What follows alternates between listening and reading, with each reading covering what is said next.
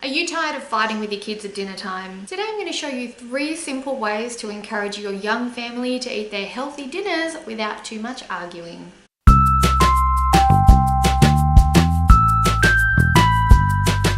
I'm Marissa Roberts from beautifulyorganised.com, and today I'm going to share with you my 3 favourite ways to help encourage your kids to eat their healthy dinners. Now, if you haven't already, make sure you subscribe to us on YouTube or follow us on our Facebook page, and then you'll get weekly tips on how to organise and simplify your whole life.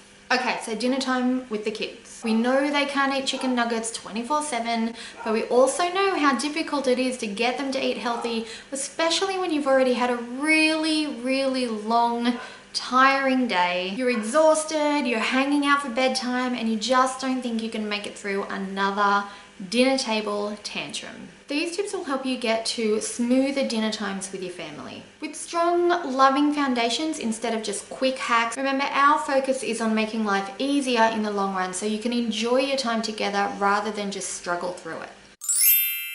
The first solution is to get the kids' input on what they want to eat. Now, they can't be in charge of every meal, but they can contribute to the discussion and really feel heard. We use a dinner family favourites list in our house where everybody gets to write down their 4 favourite dinners.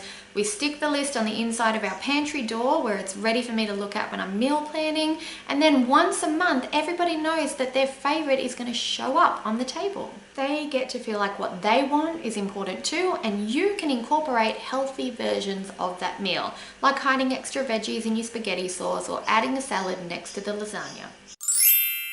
The second way to encourage your kids to eat their healthy dinner is to involve them in the cooking and the prep work. Now, I know this is not easy when you've had a really hard day or you've got multiple children to look after, but taking a few minutes at the dinner prep stage really helps later on when it comes to the eating stage. There's going to be a lot less fighting if they're involved in the making, which means you get to actually relax and enjoy your dinner as well. Even if you just prep your salad veggies while the kids are at school and then at dinner time you just get them to assemble the salad and add dressing, it's giving them another chance to be part of the creation of the meal, to make a good connection with that food, and all the good feelings that come with creating that meal with you contributes to the positive feelings about eating it later on. And the third option is to dish everything up on really small plates.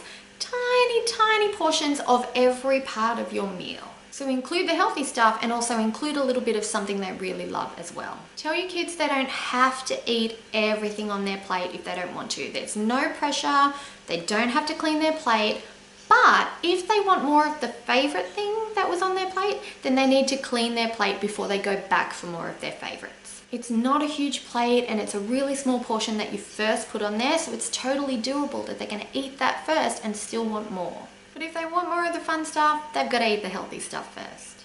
We've been doing this one for a year or so in our house, and it works really well because it gives the kids a sense of control over their life and over their dinner. No one's forcing anybody to eat. If they're not very hungry, that's totally fine. It's no problem. They don't have to finish what's on their plate. They only need to eat it if they want to go back for more of their favorite thing.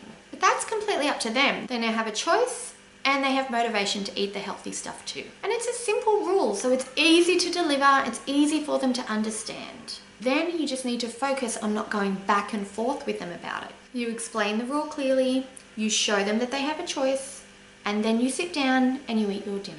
The first few times, this might not be easy, but it is going to be simple. Stick with it, talk about other stuff while you're at the dinner table. Don't make it a big thing. Hang in there, because once this is the new normal, it's really smooth sailing.